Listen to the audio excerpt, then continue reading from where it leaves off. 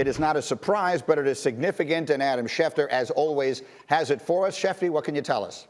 Well, and that's well said, Greeny. The Jacksonville Jaguars this morning parted ways with their head coach, Doug Marrone, moved in a different direction. I think a lot of people saw this coming. They changed general managers about a month ago, getting rid of Dave Caldwell, and now this morning they've parted ways with Doug Marrone, a man who a couple of years ago got this team to the AFC Championship game. Jacksonville is probably the most desirable job out there at this point in time. They have the #1 overall pick. They have over $100 million in cap space. They've got 11 total picks. This becomes the #1 job out there, with all due respect to all the others, because it offers so much. But Jacksonville this morning moved in a different direction. The Jaguars now join the New York Jets, the Detroit Lions, Atlanta Falcons, and Houston Texans as teams with head coach openings this morning.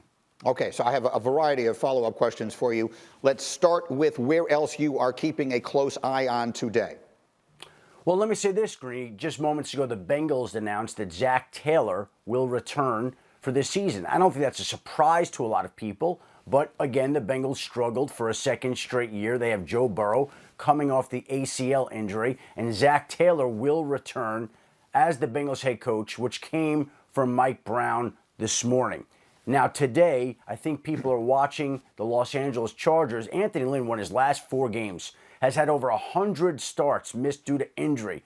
But a lot of people wondering what's going to happen there in Los Angeles with a man who a couple of years ago was a finalist for the NFL Coach of the Year and now is obviously on a hot seat. That would be the one other spot from a head coaching perspective to watch today. That would bring it to 6 total openings in all, which is a little bit under the annual average for the NFL on a yearly basis. Yeah, and there's frequently a surprise, one that we didn't see coming. So we'll see if we wind up getting that this year. And then let me go back to your previous thought about Jacksonville. Is it too soon to be thinking about candidates for the openings, in particular the one you just described, and I think rightfully so, as the one so many people will be drawn to because of the Trevor Lawrence and all the cap space?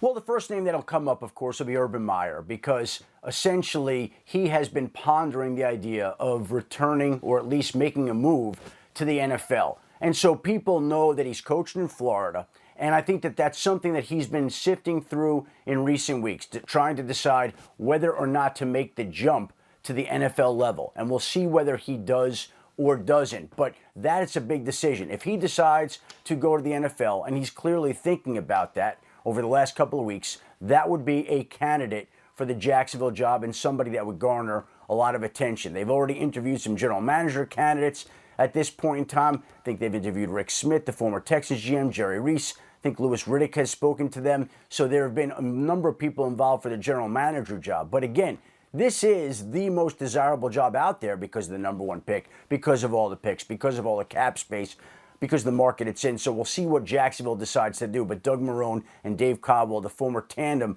that got this team to the AFC Championship, is no longer. Thank you for watching ESPN on YouTube. For live streaming sports and premium content, subscribe to ESPN+.